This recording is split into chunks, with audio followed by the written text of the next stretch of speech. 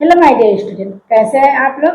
I hope आप स्वस्थ होंगे, मस्त होंगे और तैयारी में लगे होंगे।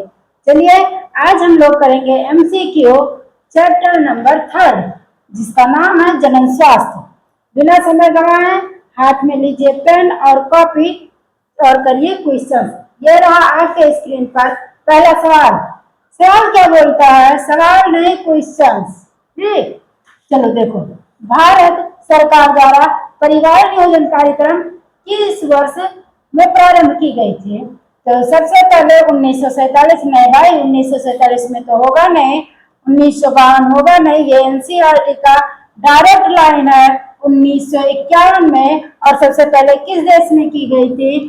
तो भारत में दी गई थी। तो यह आपका एनसीईआरटी लाइन बाय लाइन से क्वेश्चन है। तो एनसीईआरटी पढ़ो और इस क्वेश्चन को करो। तो ये है आपका सही आंसर। बढ़ते हैं नेक्स्ट क्वेश्चन। छोटा परिवार सुखी परिवार का मुख्य उद्देश्य क्या है? जन्म दर बढ़ाना, जनसंख्या नियंत्रण, मृत्यु दर बढ़ाना, शिशु लिंगानुपात घटाना। तो छोटा परिवार सुखी परिवार, ये तो भैया जनसंख्या नियंत्रण से ही है कि ज्यादा परिवार ना बढ़ाओ, क्रिकेट टीम खोलते ना जाओ, नहीं तो बहुत ज्यादा जनसंख्या बढ़ जाएगा। तो जनसंख्या नियंत्रण से ही है, यानी आपका ऑप्शन क्या होगा? आपका ऑप्शन होगा बी। आगे बढ़ते हैं। निम्न में से कौन सा यौन संचालित रोग यानी एसटीडी नहीं है? सिफिलिस आपका है ही, गोनेरिया ये भी है, एड्स ये भी है, यानी है आपका क्या? मलेरिया। मलेरिया होगा आपका सही आंसर। ठीक है, क्योंकि यह आपका एसटीडी रोग नहीं है, यानी ऑप्शन सी आपका सही है। बढ़ते हैं नेक्स्ट क्वेश्चन। कॉपर टी किस प्रकार का गर्भ निरोधक है? हार्मोनल, बैरियर, अंतर्गर्भाशय युक्ति या प्राकृतिक? तो अब आप देखिए कि जो आपका कॉपर टी है ये हार्मोनल तो है नहीं भाई, ये अंतर्गर्भाशय युक्ति ही तो है। क्या है? अंतर्गर्भाशय युक्ति। प्राकृतिक तो है नहीं। प्राकृतिक में तो आपका वो सब आता था, स्तनपान, आर्तो, फिर बाह्यस्खलन, ये सारी चीजें आती थी। तो ये होंगी नहीं, आपका ऑप्शन रहेगा सी। बढ़ते हैं नेक्स्ट क्वेश्चन की तरफ। एड्स का कारक जीव है। एड्स किससे फैलता है? क्या बैक्टीरिया से फैलता है, फफूंद से फैलता है, वायरस से फैलता है या प्रोटोजोआ से फैलता है? तो ना ही ये बैक्टीरिया से फैलता, ना ही फफूंद, ना ही प्रोटोजोआ से फैलता। किससे है? रिट्रोवायरस से, यानी वायरस से फैलता है। ऑप्शन सी आपका सही आंसर होगा। बढ़ते हैं नेक्स्ट क्वेश्चन। निम्न में से कौन सा गर्भ निरोधक पुरुषों के लिए है? क्या डायाफ्राम पुरुष लगाता है? कॉपर टी, ओरल पिल्स, वो भी पिल्स खा के बाहर निकलता है? नहीं, वो क्या यूज करता है? वो कंडोम्स यूज करते हैं। बाकी ओरल पिल्स ये किसके लिए होता है? फीमेल के लिए होता है।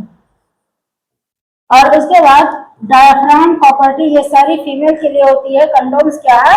कंडोम्स आपकी बनी होती है रबर और लेटेक्स, लेटेक्स की बनी होती है और ये पुरुषों के लिए। ठीक है, पुरुष इसका ज्यादा यूज करता है। इसका सबसे फेमस ब्रांड कौन सा है? निरोध। ठीक, निरोध। और ये किसके लिए कौन यूज करता है? कंडोम पुरुष यूज करता है। महिलाओं के लिए भी बनता है, लेकिन अगर मेनली देखा जाए कि यूज कौन करता है सबसे ज्यादा इसमें में से ऑप्शंस में, तो कंडोम आपका क्या होगा? सही आंसर होगा। बढ़ते हैं नेक्स्ट क्वेश्चन की तरफ। विश्व एड्स दिवस कब मनाया जाता है? 1 जनवरी, 1 दिसंबर, 5 जून या 10 अक्टूबर? तो आप जानते हैं 1 जनवरी को तो सब बोलते हैं हैप्पी न्यू ईयर। क्या बोलते हैं?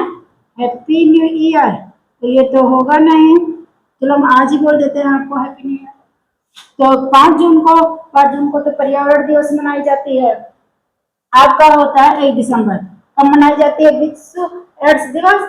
तो 1 दिसंबर को मनाई जाती है। बढ़ते हैं नेक्स्ट क्वेश्चन की तरफ। गर्भ धारण रोकने हेतु महिलाओं में प्रयुक्त हार्मोनल गोलियां किसे रोकती है? क्या निषेचन को रोकती हैं? नहीं भाई, निषेचन को नहीं रोकती। और निषेचन का मतलब ही क्या होता है? अंडाणु और शुक्राणु का मिलन। इन दोनों का क्या होता है? अंडाणु और शुक्राणु के मिलन को बोलते हैं। आरोपण आरोपण का मतलब होता है इम्प्लांटेशन, यानी जब गर्भाशय की अंतःभित्ति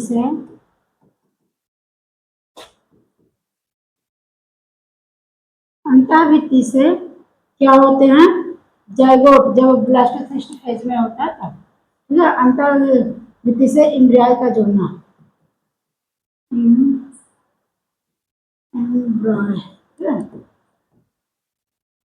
एम्ब्रियो का जुड़ना, या मासिक धर्म। तो ये काम क्या करता है, अंडोत्सर्जन को रोकता है। सबसे पहले किसको रोकता है, अंडोत्सर्जन। अगर अंडोत्सर्जन रुक गए तो ये सारी क्रियाएं फ्लॉप हैं, ठीक है, ओव्यूलेशन होगा नहीं, निषेचन होगा नहीं, और जब निषेचन नहीं होगा तो अंतरोपण नहीं होगा। ठीक, तो इसका सही आंसर क्या होगा, आंसर होगा आपका सी, यानी अंडोत्सर्जन को रोकता है। आगे बढ़ते हैं, निम्न में से कौन अस्थायी गर्भ निरोधक विधि है। अस्थायी गर्भ निरोधक टू टाइप्स की होती है, गर्भ निरोधक टू टाइप्स, एक होती है अस्थायी और एक होती है अस्थायी। अस्थायी में आपका कौन कौन सा आता था, प्राकृतिक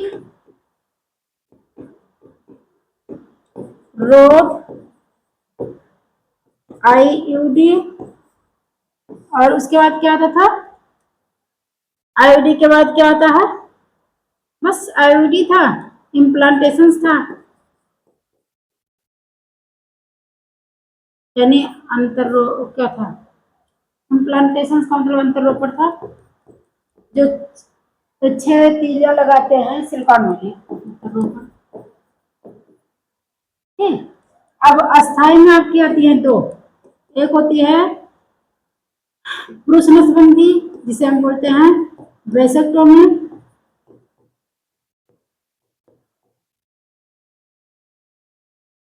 और एक होती है मादा नसबंदी।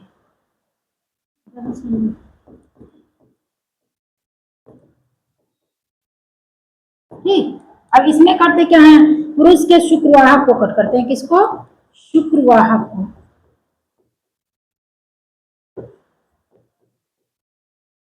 कलर चेंज करते हैं, ये तो चेंज नहीं हुआ,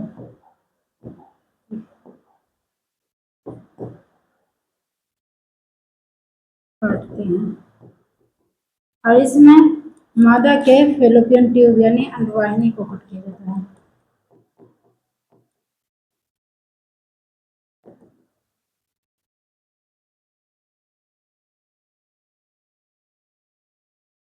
अब ये क्या है, अस्थायी और अस्थायी। अस्थायी विधि में आप पुनः बच्चे की प्राप्ति कर सकते हो, यानी जब तक मोड है कि 1-2 साल तक हम बच्चे नहीं करेंगे तब तक आप ये सारी यूज कर लो, यानी इन सबका उपयोग किया जाता है। तो और उसके बाद जब मूड हो कि हाँ मुझे अब बच्चा चाहिए तो फिर आप इसको हटा के बच्चे की तैयारी कीजिए। लेकिन यह अस्थायी विधि है कि इसमें एक बार आप नसबंदी करवा ले, चाहे पुरुष हो चाहे स्त्री, उसके बाद आप पुनः बच्चे की प्राप्ति नहीं कर पाएंगे, यानी ये कैसा होता है, ये अस्थायी होता है, परमानेंट होता है। तो निम्न में से अस्थायी गर्भ निरोधक कौन है, कंडोम नहीं भैया, ये तो अस्थायी में आती है। कॉपर्टी, ये भी आपकी केस में आती है। अस्थायी ओरल पिल्स, ये भी आपकी अस्थायी में आती है। नसबंदी आपकी क्या है, ये परमानेंट यानी ये अस्थायी विधि है। तो आपका सही ऑप्शन होगा ऑप्शन सी। बढ़ते हैं नेक्स्ट क्वेश्चन, नसबंदी की पुरुष विधि क्या कहलाती है, जिसमें पुरुष के शुक्रवाहक को कट करके बांध देते हैं, इसको इधर ऐसे बांधते हैं और इसको इधर बांधते हैं, इसको हम बोलते क्या है, और काटा क्या जाता है, शुक्रवाहक, ध्यान रखना भाई, शुक्रवाहक को कट करके बांध दिया जाता है, बांध दिया जाता है। अब नसबंदी के इसको क्या बोलते हैं, क्या ट्यूबोटॉमी में बोलते हैं, नहीं भैया ये तो स्त्रियों में बोलते हैं, ये स्त्रियों में है। हिस्टोटॉमी नहीं, टेस्टोस्टेरोन ये भी नहीं होगा, आपका होगा क्या, वेसेक्टॉमी। ठीक है, वेसेक्टॉमी पुरुषों के बोलते हैं। आगे बढ़ते हैं। महिलाओं में नसबंदी की विधि क्या कहलाती है? इसमें हम फेलोपियन ट्यूब को कट करके और क्या करते हैं, बांध देते हैं। फेलोपियन ट्यूब को कट करके और इधर बांध देते हैं, इधर बांध देते हैं। तो इस फेज को हम बोलते हैं क्या है, इसे बोलते हैं ट्यूबोटोमी। ठीक, ट्यूबोटोमी यानी नालबंदी। आगे बढ़ते हैं। गर्भ निरोधक गोलियों में समानतः कौन से हार्मोन्स होते हैं? इंसुलिन और थायरॉक्सिन। इंसुलिन का होगा, क्या शुगर लेवल को मेंटेन रखना है? तो भाई इंसुलिन तो होगा नहीं, ये वैसे गलत है। टेस्टोस्टेरोन व एफएसएच, बात ये किसमें की है? गर्भ निरोधक वाले महिलाओं में की है। तो आपका होगा जो पिल्स में पाई क्या जाती है, वो पिल्स खाते ही औरतें हैं, तो उसमें एस्ट्रोजन और प्रोजेस्टेरॉन होता है। टेस्टोस्टेरोन तो पुरुषों में निकलता है, पुरुष गोली खाते होते नहीं है कि गोली खाते हुए चलते हैं। एलएचएस और ऑक्सीटोसिन ये होगा नहीं, क्योंकि ये काम क्या करता है, एलएचएस काम करता है ओव्यूलेशंस को, ओव्यूलेशंस करवाने का काम करता है। और ये ऑक्सीटोसिन, ऑक्सीटोसिन दूध स्रावण, इसका बड़ी काम नहीं है, इसको बहुत काम रहता है, लेकिन हम एक का काम लिख रहे हैं। दूध स्राव करवाता है, तो आपका सही ऑप्शन क्या होगा? एस्ट्रोजन व प्रोजेस्टेरॉन। बढ़ते हैं नेक्स्ट क्वेश्चन की तरफ। एसटीडी से बचाव का सबसे प्रभावी साधन क्या है, कि जिससे तुम किससे बच सको? सेक्सुअल डिजीज से बच सको। तो क्या कॉपर टी है? नहीं, ये तो गर्भ निरोधक है। नसबंदी? नहीं। आईयूसीडी? ये भी नहीं होगा। कंडोम्स, कंडोम्स काम क्या करता है? ये गर्भ निरोधक के साथ साथ ये सेक्सुअल डिजीज को भी रोकता है। तो आपका सही ऑप्शन होगा ऑप्शन नंबर सी। बढ़ते हैं नेक्स्ट क्वेश्चन की तरफ। आरटीआई का पूर्ण रूप क्या है? रिप्रोडक्टिव टिश्यूज इन्फेक्शन, या आपका रिस्पिरेटरी ट्रैक्ट इन्फेक्शन, या होगा रिप्रोडक्टिव ट्रैक्ट इन्फेक्शन, या रीनल टिश्यूज इन्फेक्शन। तो आपका सही ऑप्शन होगा option C, reproductive tract infection. बढ़ते हैं नेक्स्ट क्वेश्चन की तरफ। एड्स में शरीर की कौन सी कोशिकाएं प्रभावित होती हैं? आरबीसी, प्लेटलेट्स, टी लिम्फोसाइट या न्यूरॉन। तो मारी बेचारी कौन सी जाती हैं? T lymphocyte. जैसे वायरस आता है, रेट्रो वायरस, उठा उठा के इसको पटकते हैं और इससे क्या होती है? प्रतिरक्षा तंत्र भी कमजोर हो जाती है। तो आपका ऑप्शन सी रहेगा। बढ़ते हैं नेक्स्ट क्वेश्चन की तरफ। निम्न में से कौन सी प्राकृतिक गर्भ निरोधक विधि है? तो कॉपर टी, कॉपर टी तो होगा नहीं, ये तो तांबा मोचक है और ये आईयूडी है। कंडोम, ये तो बैरियर मेथड है, ये कौन सा है? ये आईयूडी है। ठीक है, ये आपका रोधक है, रोध ओरल पिल्स, ये तो गोली है भाई, पिल्स में आती है। तो आपका होगा कौन सा? सहवास। सहवास का मतलब क्या है? कि आप टाइम मैनेजमेंटिंग को देखो इसमें, कि कब सहवास करना है, कब नहीं, रोक देना है, क्या करना है। तो आपका प्राकृतिक नेचुरल मेथड सहवास होगा ऑप्शन फर्स्ट। बढ़ते हैं नेक्स्ट क्वेश्चन की तरफ। एमटीपी का पूर्ण रूप क्या है? Medical term pregnancy, medical termination of pregnancy, menstrual treatment process, या मैटरनल थेरेपी प्रोग्राम। तो आपका सही ऑप्शन होगा medical termination of pregnancy, option भी आपका सही होगा। बढ़ते हैं नेक्स्ट क्वेश्चन की तरफ। भारत में एमटीपी अधिनियम कब पारित की गई? 1952? नहीं। 1961? नहीं भैया, की गई है 1971। ऑप्शन आपका सी सही है। बढ़ते हैं नेक्स्ट क्वेश्चन की तरफ। एमनियोसेंटेसिस का दो प्रयोग मुख्यतः किस लिए किया जाता है? पहले इसका यूज किस लिए किया जाता है, उपयोग किस लिए किया जाता है, तब तो इसका दो प्रयोग देखेंगे। और एमनियोसेंटेसिस है क्या, पहले ये तो जाने। तो एमनियोसेंटेसिस वो चीज है कि जब बेबी गर्भ में होती है तब पहले बेबी बनाओ, हंसी खिलखिलाती बेबी बनाओ, जो हंसे पहले हंसी बेबी। अब देखो इसके चारों तरफ एक फ्लूइड भरा होता है जिसे हम क्या बोलते हैं? Amniotic fluid. ठीक, क्या बोलते हैं? एमनियोटिक द्रव। ठीक है, अब क्या करते हैं, इसको डॉक्टर इंजेक्शन के थ्रू बाहर निकालते हैं और उसके बाद पता लगाते हैं कि बेबी में उपयोग पहले हम बता रहे हैं भैया, दो प्रयोग बाद में बताएंगे। इसका उपयोग होता है अनुवांशिक रोग का पता लगाना। अनुवांशिक रोग का पता लगाना इसी के लिए किया ही जाता था। लेकिन हुआ क्या कि सब इसका दुरुपयोग करने लगे। क्या करने लगे कि भ्रूण लिंग का क्या करने लगे, पता लगाने लगे कि अगर लड़की है तो जाओ उसको मार दो। ठीक, तो इसका दुरुपयोग क्या होने लगा, भ्रूण लिंग का निर्धारण। तो इसका ऑप्शन क्या होगा, बी। बढ़ते हैं नेक्स्ट क्वेश्चन की तरफ। नेक्स्ट क्वेश्चन कहता है WHO world health organisation, full form याद रखो, बहुत अच्छे से पूछता है। के अनुसार किशोरावस्था की आयु सीमा कितनी होती है। किशोरावस्था बोले तो तूफानी फेज कब से कब तक मानी जाती है WHO के अनुसार, 18 से 12। ये तो वैसे छोटे छोटे रहते हैं तब स्कूल में क्या माने जाता है, ये तो होगा नहीं। 12 से 25 ये भी नहीं होगा। 15 से 30 इसमें तो शादी ब्याह लड़के बच्चे सब हो जाते हैं। तो मानी कब जाती है, बी 10 से 19। इसे क्या मानी जाती है, किशोरावस्था मानी जाती है। किसके अनुसार, WHO यानी वर्ल्ड हेल्थ ऑर्गेनाइजेशन के अकॉर्डिंग मानी जाती है। बढ़ते हैं नेक्स्ट क्वेश्चन की तरफ। सिफिलिस रोग का कारक क्या है, सिफिलिस किससे होता है, HIV से। HIV से तो एड्स होता है, तो ये तो वैसे हटा दो, इसका तो मामले गड़बड़ है। नेशेरिया गोनेरिया तो इससे तो होगा नहीं, क्योंकि इससे तो गोनेरिया रोग होता है। तो प्लाज्मोडियम इससे तो क्या होता है, मलेरिया होता है। यानी इन सबको हटाओ और ट्रिप्नो क्या है, ट्रिप्नोमा पेलेरियम को आगे लाओ। ऑप्शन आपका भी सही है। गोनेरिया रोग का कारक क्या है, तो उधर ही आंसर बताना, यानी टिक कर दो सी पर। बढ़ते हैं नेक्स्ट क्वेश्चन की तरफ। सहेली क्या है, सहेली सहेली और क्या, 4-5 बातें करने वाली सहेली है। तो सहेली आपका क्या है, मौखिक रूप से खाई जाने वाली गर्भ निरोधक गोली है। क्या है, मौखिक रूप से मुंह से खाई जाने वाली गर्भ निरोधक गोली है और बहुत ज्यादा इफेक्टिव होता है। इसको लेने से बहुत बढ़िया काम करता है। उसके बाद आगे बढ़ते हैं।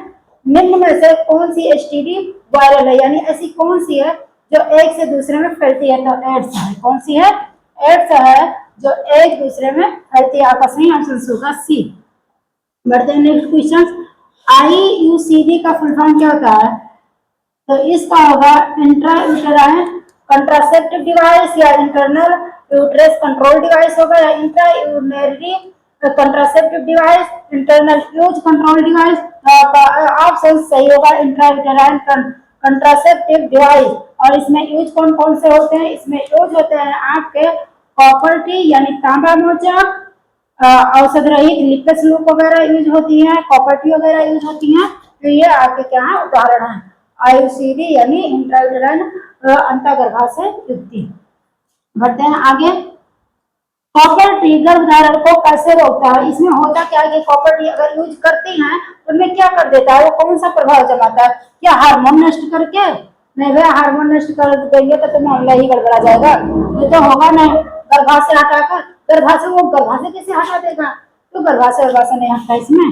अंडोत्सर्जन को रोककर नहीं भैया, शुक्राणु को रोकने का काम करता है। गतिशीलता को उनके क्या करता है, कम कर देता है, यानी वो वहां तक फेलोपियन ट्यूब तक पहुंच ही नहीं पाते हैं, उनको कमजोर कर देता है, उनकी मूवमेंट को रोकने का काम करता है।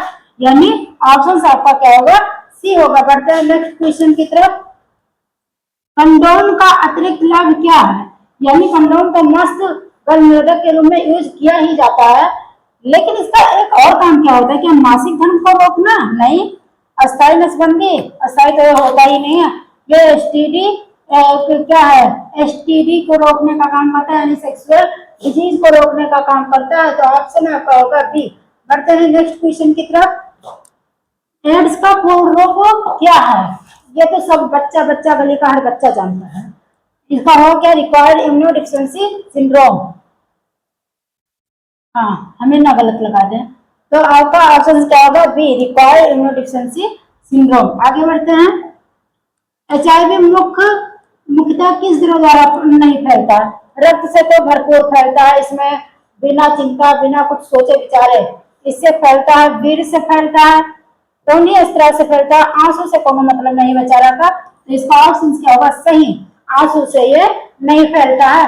बढ़ते हैं नेक्स्ट क्वेश्चन की तरफ। नेक्स्ट क्वेश्चन बोलता है जन्म नियंत्रण के लिए सबसे सुरक्षित अस्थायी विधि कौन सी मानी जाती है। जन्म नियंत्रण यानी जन्म को रोके, तो कंडोम्स है ना, भाई ये तो माना जाना है, तो आपका ऑप्शन क्या होगा? ऑप्शन ये होगा। बढ़ते हैं नेक्स्ट क्वेश्चन की तरफ। निम्न में से कौन सा बैरियर गर्भ निरोधक है? ऐसे कौन सा बैरियर है जो गर्भ को रोकता है? बैरियर के बारे में पूछा है। तो आपका लिपस, आगे का लिखना भूल गया, हम पीछे लिखते हैं।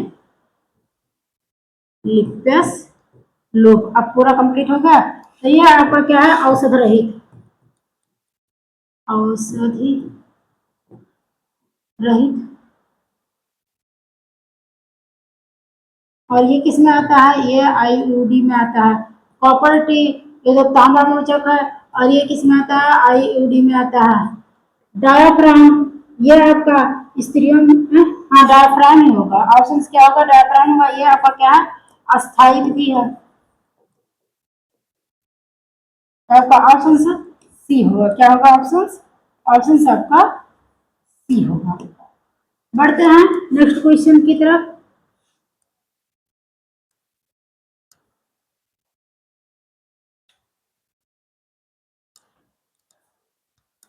चलिए बढ़ते हैं नेक्स्ट क्वेश्चन की तरफ। जनसंख्या विस्फोट का मुख्य कारण है, यानी जनसंख्या किससे फैलता है? शिक्षा का प्रसार। अरे शिक्षा का प्रसार हो गया बस जनसंख्या बढ़ गया? नहीं, ये तो हटाओ।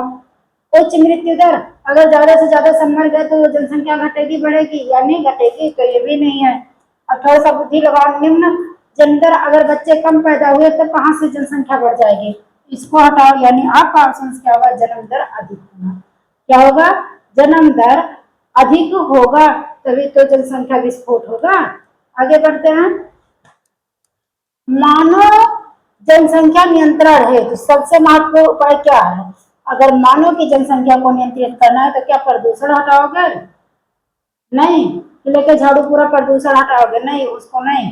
फिर उसके बाद आपका शिशु मृत्यु दर बढ़ाना, अगर बच्चा ही मरता जाएगा तब क्या मतलब बनेगा? और बस आपका ऑप्शन क्या होगा? शिक्षा। सबसे पहले शिक्षा बढ़ाओ, सारी चीजें नियंत्रित हो जाएंगी। जनसंख्या की क्या बात है। आगे बढ़ते हैं। गर्भ निरोधक गोलियां लगातार लेने से कौन सी प्रक्रिया रुकती है? अगर कोई कंटिन्यूटी बनाया रखता है गोली लेने में तो क्या रुक जाती है? निषेचन। निषेचन नहीं, रुकता क्या है? अंडोत्सर्जन, यानी ओव्यूलेशन होता ही नहीं है। आगे बढ़ते हैं। एसटीडी की प्रारंभिक पहचान है तो सबसे सामान्य लक्षण क्या है? यानी रोग को अगर पहचानना है तो क्या बुखार, खांसी, सिर दर्द? नहीं, ये हम कोई टीबी वगैरह का जांच नहीं कर रहे हैं, हम जांच करवा रहे हैं एसटीडी। जैसे डायरेक्टली लिखा है सेक्सुअल, तो सेक्सुअल का मतलब जननांगों से ही तो रिलेटेड होगा। जननांगों में खुजली, जलन, ये सारी चीजें होंगी। बढ़ते हैं नेक्स्ट क्वेश्चन की तरफ। एड्स रोगी की मृत्यु समानता किस कारण होती है? जिसको एड्स हो जाता है उसकी मृत्यु किसके कारण होती है? रक्तलपता, उच्च रक्तचाप या मधुमेह? तो भैया होता किसे? प्रतिरक्षा तंत्र। इसमें टी लिम्फोसाइट मारी जाती है, और जब टी लिम्फोसाइट काम क्या करता है? प्रतिरक्षा काम करता है। प्रतिरक्षी जब कमजोर तो मामला वैसे कमजोर, यानी इसी से क्या होता है? इंसानों की मृत्यु हो जाती है। बढ़ते हैं नेक्स्ट क्वेश्चन की तरफ। निम्न में से कौन सा गर्भ निरोधक महिला द्वारा प्रयोग किया जाता है? ऐसा कौन सा है जो महिला प्रयोग करती है? शाबाश ब्योम, यानी रुके तो पुरुष रुके, इसमें महिला का कोई काम नहीं। कंडोम कौन सा गर्भ निरोधक महिला द्वारा प्रयोग किया जाता है? डायाफ्राम, क्योंकि अगर हम इस पर टिक कर दे इसको पुरुष भी तो यूज करता है। बेसिकटोमी तो वैसे अस्थायी रूप से किसमें यूज होता है? पुरुषों में यूज होता है। तो आपका ऑप्शन क्या होगा? सी। बढ़ते हैं नेक्स्ट क्वेश्चन की तरफ। परिवार नियोजन का मुख्य लाभ है, जो परिवार नियोजन का मुख्य लाभ क्या है? आर्थिक संतुलन, मार्ग स्वास्थ्य संरक्षण, जनसंख्या नियंत्रण, ये सारी चीजें, यानी जहां देखो उपयुक्त सभी ठोक दो, वैसे ना ठोक दो पता नहीं ऑप्शंस पढ़ के। इसमें आर्थिक संतुलन भी मेंटेन रहती है, उसके बाद मृत स्वास्थ्य संरक्षण, बचाव बचाव भी होती है, जनसंख्या नियंत्रित रहती है, इसीलिए ऑप्शन भी ठोक दो। प्रॉपर्टी कितने वर्षों तक प्रभावी हो सकती है? 1 वर्ष, 2 वर्ष, 3 से 10 वर्ष। प्रॉपर्टी कैसी है? अस्थाई है या अस्थाई है? ये आप लोग कमेंट में बताइएगा। तो इसका सही ऑप्शन क्या होगा? 3 से 10 वर्ष तक आप मस्त बचे रहोगे। बढ़ते हैं नेक्स्ट क्वेश्चन की तरफ। ज्यादा नेक्स्ट हो गया क्या?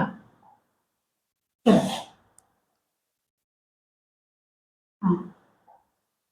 निम्न में से कौन सी सामाजिक समस्या कन्या भ्रूण हत्या से संबंधित है? ऐसी कौन सी है जो कन्या भ्रूण हत्या से संबंधित है? बेरोजगारी, बेरोजगारी क्या उसको कौन सी बेरोजगारी?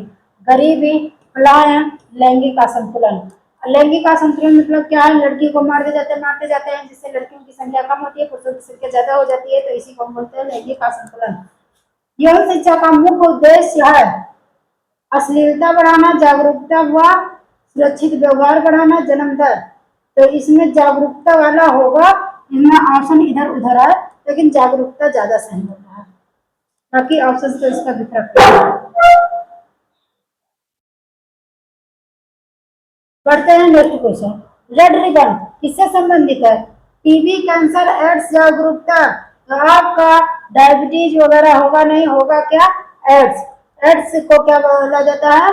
रेड रिबन बोला जाता है। आगे बढ़ते हैं, यानी घातक चीज है भाई एड्स। कौन सी विधि में शुक्रवाहिनी को काट कर बांध दिया जाता है? सबको पता है कि वो तो होगा अस्थायी विधि। अस्थायी विधि में शुक्रवाह को काटा जाता है, उसके बाद बांधा जाता है, और इसको बांधने से जो स्पर्म होते हैं जो किसमें बनते हैं? टेस्टिस में। वो क्या होते हैं? वो सीमेन में मिक्स ही नहीं होते हैं, क्योंकि वो बेचारे इधर ही रह जाते हैं और सीमेन इधर प्रोटेस्ट ग्लैंड से निकलने वाला तरल द्रव कैल्शियम और फिर कुछ एंजाइम्स वगैरह तो शुक्राशय से जो तरल प्लाज्मा निकलता है, इन सब से निकल के वो फिर बाहर हो जाता है, उसमें स्पर्म पाया ही नहीं जाता। तो है क्या? बेसिक कमी। आगे बढ़ते हैं। ट्यूबेक्टोमी में कौन सी संरचना काटी जाती है? तो संरचना काटी क्या जाती है? पहले अच्छे से बनाते हैं, देखो कौन सी संरचना काटी जाती है।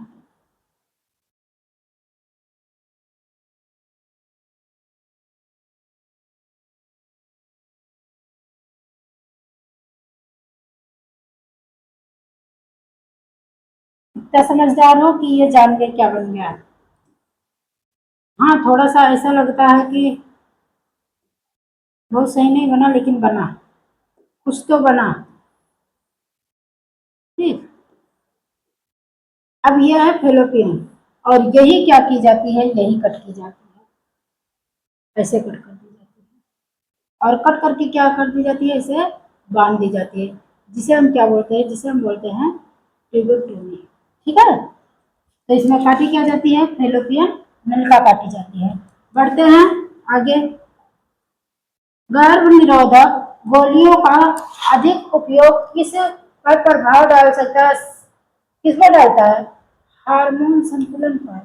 जिससे क्या होगा कि हार्मोन इधर उधर हो जाएगी भाई। त्वचा रंग, दृष्टि, दांत, इन सबसे कोई मतलब नहीं है। क्या चाहते सफेद से पीला कर देगा? नहीं। बढ़ते हैं नेक्स्ट क्वेश्चन। जनन स्वास्थ्य का अर्थ क्या है? केवल रोगों का अभाव, केवल प्रजनन क्षमता, है केवल क्या मातृत्व? नहीं भैया, इसमें तो चारों चीजें देखी जाएंगी। कौन कौन? फिजिकली, मेंटली, बिहेवियरल और सोशली। यानी जबकि कोई व्यक्ति शारीरिक, मानसिक, सामाजिक और व्यवहारात्मक सब तरफ से जब स्वस्थ होगा तब उसे हम बोलेंगे स्वस्थ। नहीं तो पता लगे दारू पी के रात को मारने आए तो क्या बिहेवियर उसका ठीक ठाक है? नहीं ना।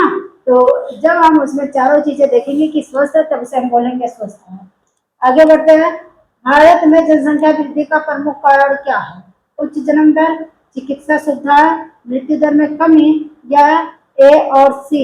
तो आपका सही ऑप्शन क्या होगा? A and C. Option D आपका सही। को HIV हो गया है तो उसका पता किससे? विडाल टेस्ट से। तो किसका पता लगाते हैं?